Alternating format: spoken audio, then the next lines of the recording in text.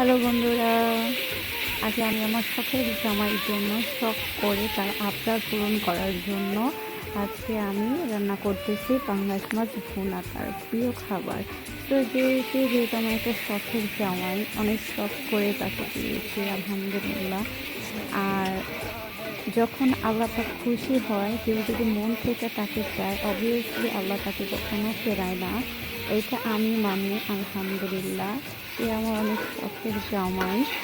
আর বন্ধুরা, এই যে এখানে কিন্তু আগে থেকে পাঙ্গাস মাছটা ভেজে রাখছিলাম আর মশলাটা কষাই দিয়েছিলাম, যেহেতু আজকে তার শখের খাবার রান্না করবো শখের জামাইয়ের জন্য।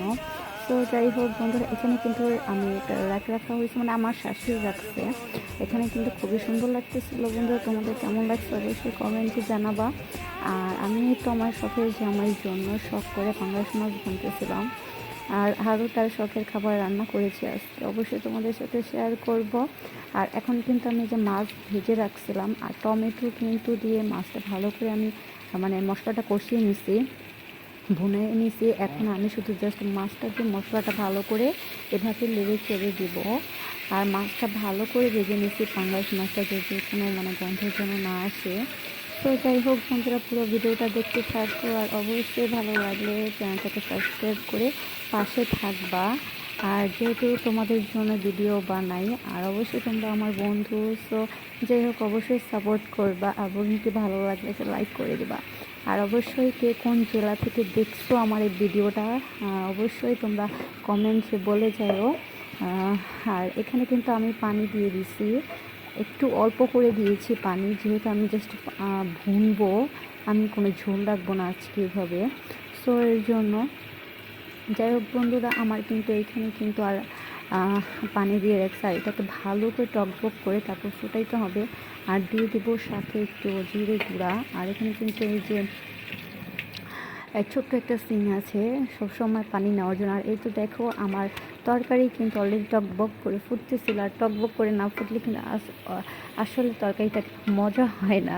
তো যাই হোক আপুরা, তোমরা অবশ্যই তোমাদের শখের জামাইয়ের জন্য এভাবে আমার মতো করে ছোটো ছোটো জিনিস রান্না করতে পারো। আর এই যে দেখো, আমি কিন্তু চুলার আঁচটা এখন একটু লো বলতেছে, মানে হাই বলতেছে দিব, লো না সরি, কারণ যাতে টকবক করে এইটা ফুটে। যাক বন্ধুরা, এই যে দেখো আমি কিন্তু অলরেডি ঘেমে গেছি পুরাই, কারণ রান্নাঘরে কিন্তু অনেক তাপ হয়, চুলার অনেক তাপ হয়। যাই হোক আমি কিন্তু ঘেমে গেছি, এমন একটা অবস্থা। আর এখানে কিন্তু একটা মানে তেনা দিয়ে রাখা হয়েছে এর জন্য, যাতে গ্রিলগুলোর ভিতরে আঠা না হয়ে যায়, তেল কাজটা এরকম হয়ে যায়, টাইস নষ্ট হয়ে যায়। সো এই জন্য আমার শাশুড়ি এইভাবে দিয়ে রাখছে। আর আমি এই যে দেখো অলরেডি কিন্তু মানে আমি ঢাকনা উঠাইছি, আর আলহামদুলিল্লাহ মাছ ভুনা কিন্তু কমপ্লিট। আর শখের জামাইয়ের জন্য রান্না করেছিলাম পাঙ্গাস মাছ ভুনা। অবশ্যই তোমাদের কাছে কেমন লাগছে আজকের ভিডিওটা অবশ্যই তোমরা কমেন্টে জানাবে, এবং ভালো লাগলে অবশ্যই একটা করে লাইক করে দিবা বন্ধুরা। আর এই যে দেখো আলহামদুলিল্লাহ আমি কিন্তু টেবিলে এনে রেখে দিয়েছি বাটিতে ঢেলে। আর কিন্তু আজকে করেছি করলা ভাজি আর হচ্ছে রুই মাছের ডিম দিয়ে। ক্যামেরায় কেমন দেখা যাচ্ছে জানি না। সো আর এই যেখানে আছে আম ডাল, এটাও তোমাদের ভাইয়া খুবই পছন্দ করে। যাই হোক বন্ধু, তোমাদের সাথে আরেকটা জিনিস শেয়ার করি, এটা হচ্ছে এই যে একটা সিনারি টাইস, খুব সুন্দর। তোমাদের কাছে কেমন লাগছে অবশ্যই কমেন্টে জানাইবা। ভালো থেকো, আল্লাহ হাফিজ।